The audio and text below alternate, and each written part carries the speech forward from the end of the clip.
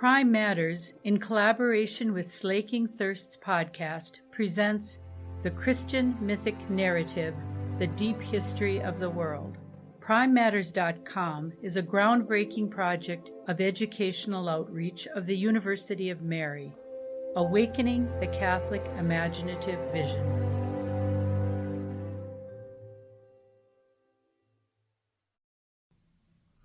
Episode 10, The Call of Abraham. In the secret divine councils, something like 4,000 years ago, God determined that the time had come for his direct intervention to restore a fallen humanity. The action took place in the region of the world's oldest and most developed civilizations, in Mesopotamia, Egypt, and the lands between, where humans had already been living in cities for thousands of years. There was a man who dwelt there in the region of Ur, an ancient city near the Euphrates River. He was a kind of sheik or tribal chieftain. His name was Abraham. God's call and Abraham's willing response set in motion the hidden divine plan that would radically alter the fortunes of the world. Now the Lord said to Abram, "Go from your country and your kindred and your father's house to the land that I will show you.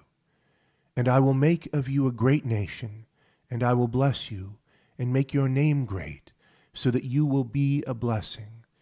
I will bless those who bless you, and him who curses you I will curse. And by you all the families of the earth shall bless themselves." So Abram went as the Lord had told him. God's call to Abraham did not involve majestic deeds or startling manifestations of power. He did not dazzle Abraham with his strength or his beauty. Instead, God made extravagant promises to him. He told him that a great nation would come from him. He promised Abraham and his descendants special protection and foretold that the whole human race would benefit greatly from his offspring. It must have been both exhilarating and perplexing for Abraham to receive these promises, and perhaps frightening, since they came at great cost. For he was required to uproot himself, leave his settled life, and go into an uncertain exile. With no guarantees beyond the Word of God, he needed to trust, to believe that God was both able and willing to make good on his promises. He needed to put aside present comfort and security in the hope of future goodness. Abraham's need for trust went beyond merely believing that God would take care of him in his exile, for he was already growing old, and his wife Sarah was beyond the age of childbearing. The promise of a multitude of descendants seemed to be incapable of fulfillment.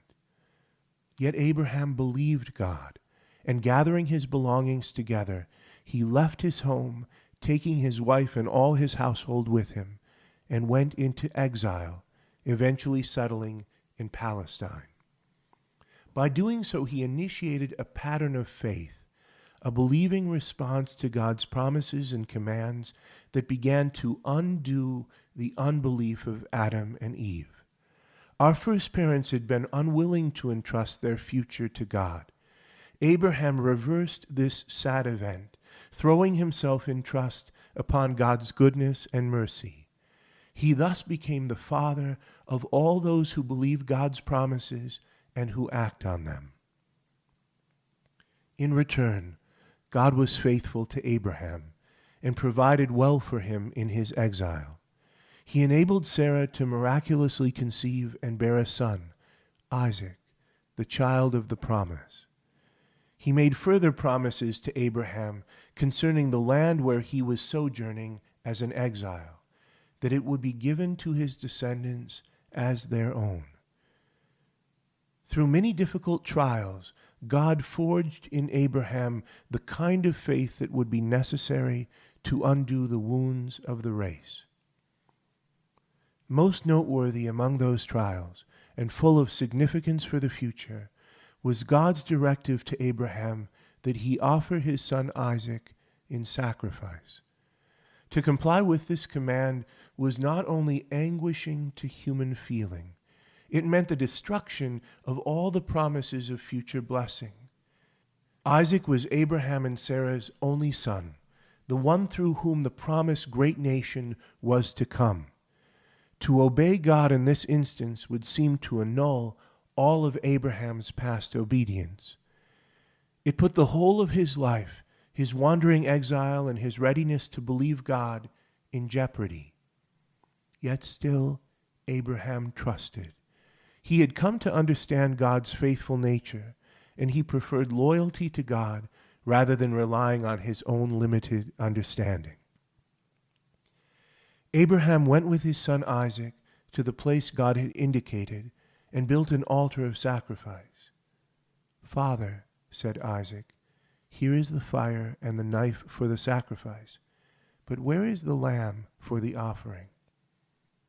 Abraham answered him, "My son, God himself will provide the lamb for the sacrifice."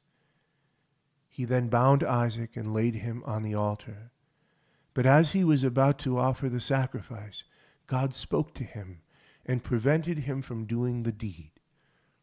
Abraham found a ram nearby, caught by the horns in a thicket, and he offered the ram in sacrifice instead of his son. God then confirmed the promises he had made to Abraham when he first called him into exile. "Because you have done this, and have not withheld your son, your only son, I will indeed bless you, and I will multiply your descendants as the stars of heaven and as the sand which is on the seashore. And your descendants shall possess the gate of their enemies, and by your descendants shall all the nations of the earth bless themselves, because you have obeyed my voice." An important encounter once took place between Abraham and a mysterious figure named Melchizedek, king of Salem. Abraham was returning from a victory over a group of local kings who had captured his nephew Lot. Melchizedek was identified as a priest of God Most High. Melchizedek brought out bread and wine and blessed Abraham, who then gave him a tithe, a 10th part of all his goods. The name Melchizedek means king of justice, and Salem is a word meaning peace. Who was this priest of God, this king of justice and peace, who offered bread and wine along with a blessing, to whom Abraham tithed as to one greater than himself, and thus greater than all his descendants?